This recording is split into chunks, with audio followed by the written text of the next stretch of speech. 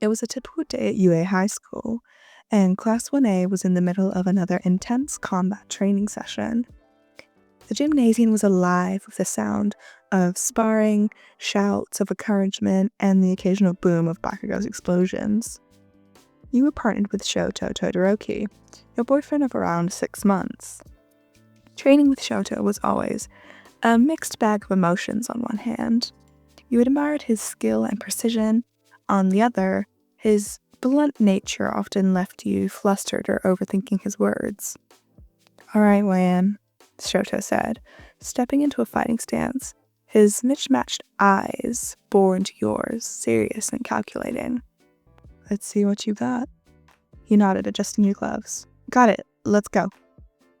The sparring started off well enough. You landed a few good hits, but Shoto's calculated movements made it kind of difficult to keep up. He was fast. His counters were sharp and effective. And after a few minutes, he knocked you off your balance, sending you flying to the mat. "You're leaving your side open," he commented, extending a hand to help you up. You sighed, taking his hand. "Yeah. Oh, I'll work on it." He hesitated for a moment, his eyes scanning in the way that made you feel like he was looking straight through you.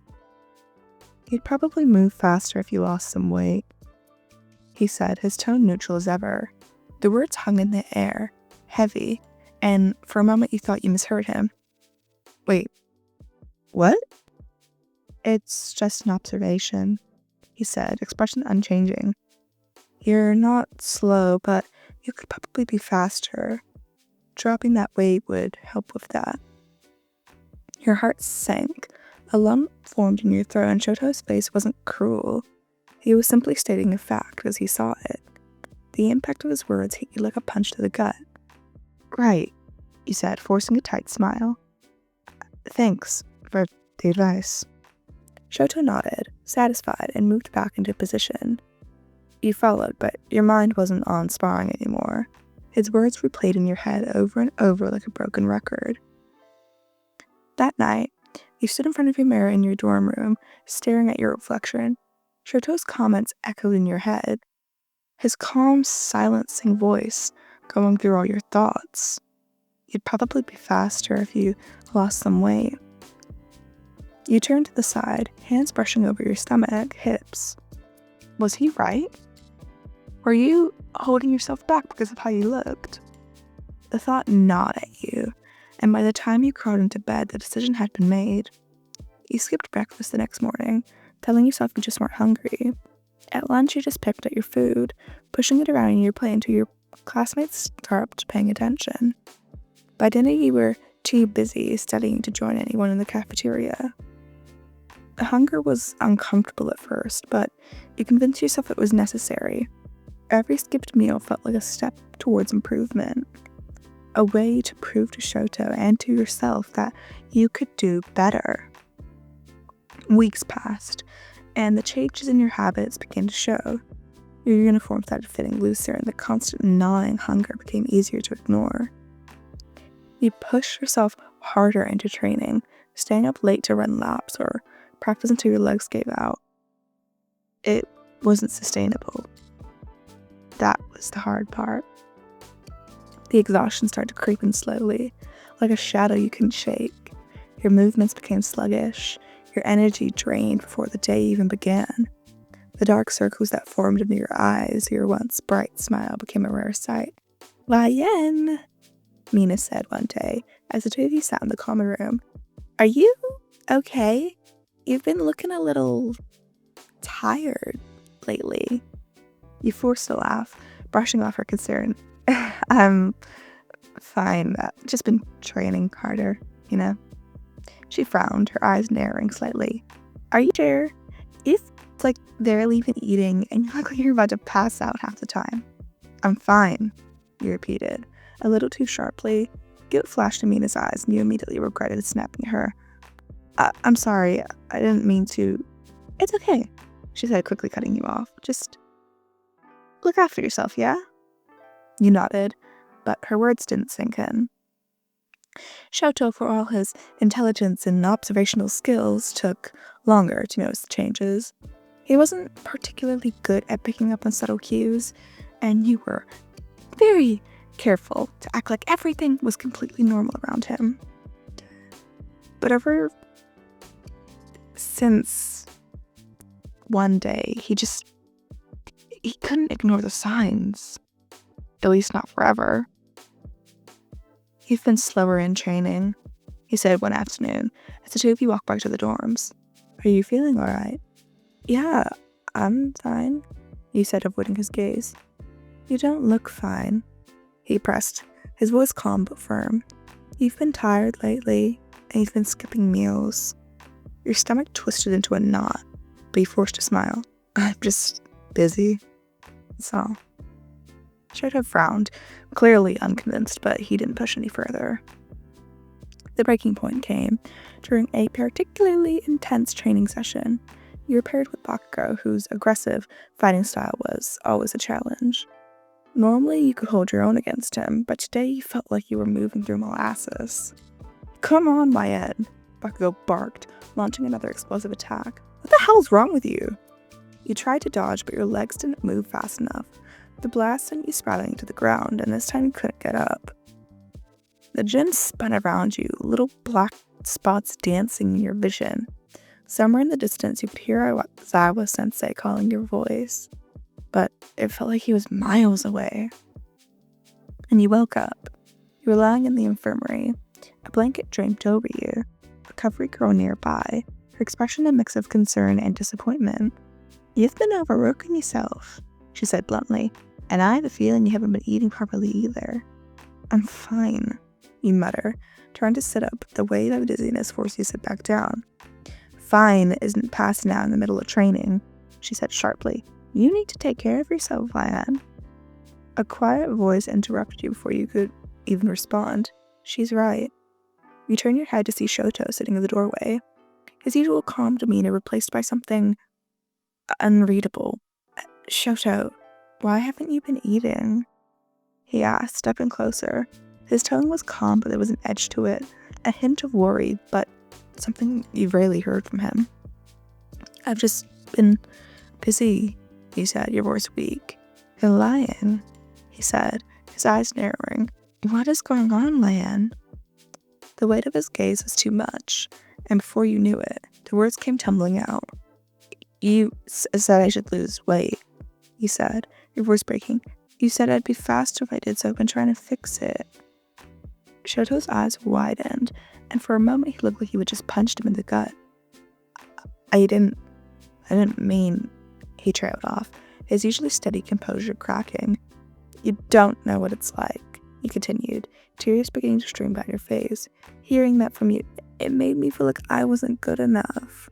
Like I had to change to be better to keep up with you." Shoto sat down beside you, his shoulders slumping. "I didn't realize," he said quietly. I didn't think. "I'm sorry, Ryan, I didn't mean to hurt you." You looked at him, surprised by the raw emotion in his voice. "You don't need to change." His mismatched eyes locked into yours. "You're enough as you are. And I'm sorry for making you think otherwise." The sincerity in his voice made your chest ache. For the first time in weeks, you allowed yourself to cry. Not out of frustration or self-loathing, but honestly out of relief.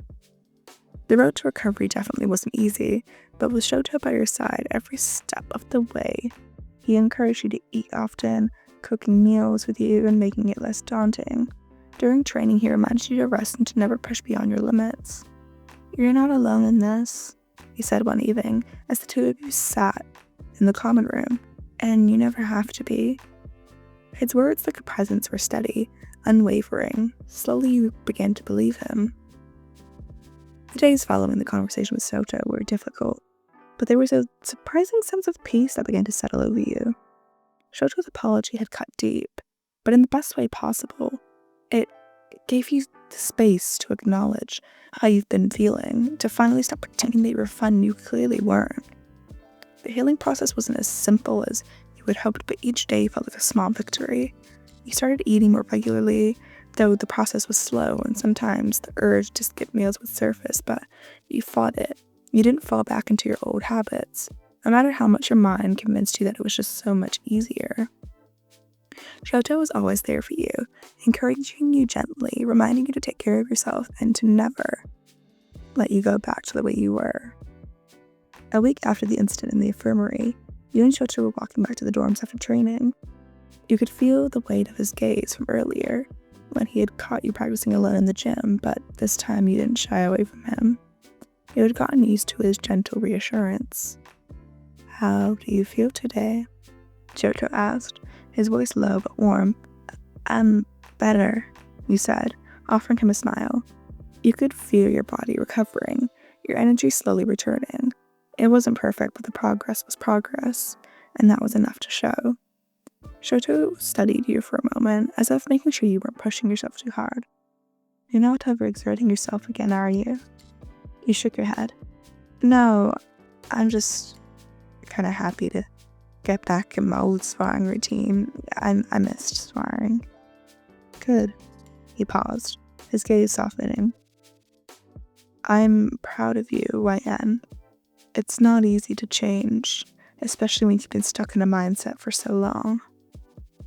The sincerity of his voice made your chest tighten. You hadn't realized how much you needed to hear that from him. "Thank you," you said quietly, looking up. "I'm working on it, but I'm getting there." Shota's hands brushed yours, a simple gesture, but one that spoke volumes. "We'll keep working on it together." You smiled at that, the feeling a sense of warmth in your chest. For the first time in so long, you felt like maybe, just maybe, everything was going to be okay. The following week, Sho had invited you to join him for a walk after dinner.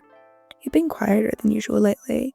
You sensed that he was still beating himself over the comment during their sparring session. He hadn't discussed it much since, but you could tell it lingered on his mind. You two strolled through the courtyard. You decided to break the silence. "Hey, Shoto?" He glanced at you, his eyes softening immediately. "I know you're still feeling guilty about what happened, but I've forgiven you."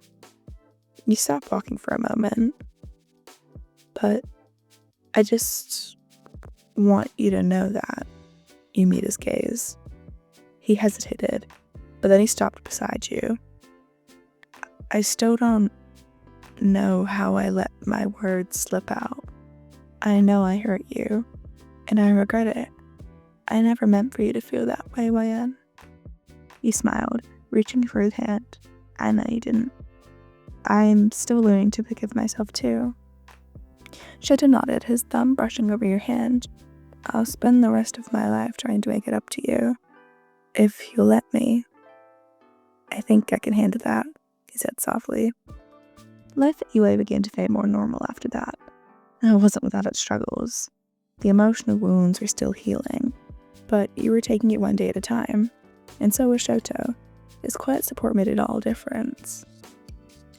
One afternoon, after class, you were sitting together when Mina, always the energetic one, approached. She shot in a playful way. "You two look cute together," she said, touching your shoulder with hers. You couldn't help but smile back, your hand instinctively seeking Shota's. "Thanks, Mina. We've been doing alright."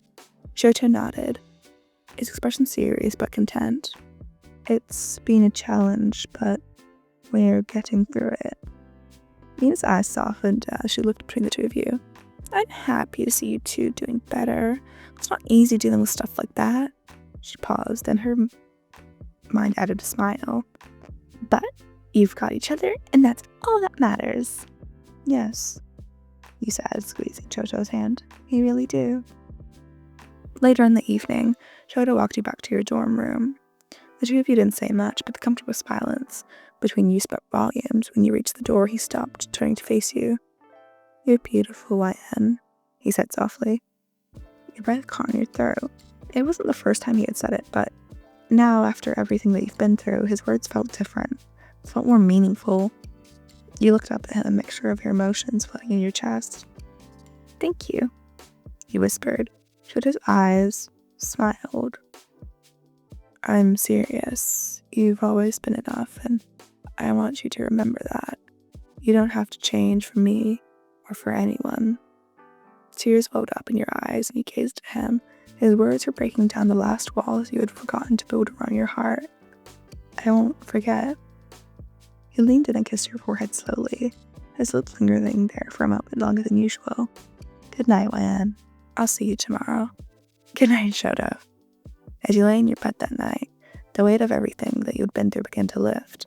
You knew that the roads ahead wouldn't be without its bumps, but with Shoto by your side, felt like you were ready to face whatever came next. You were enough, just as you were. And it seems like that was all you really needed to hear.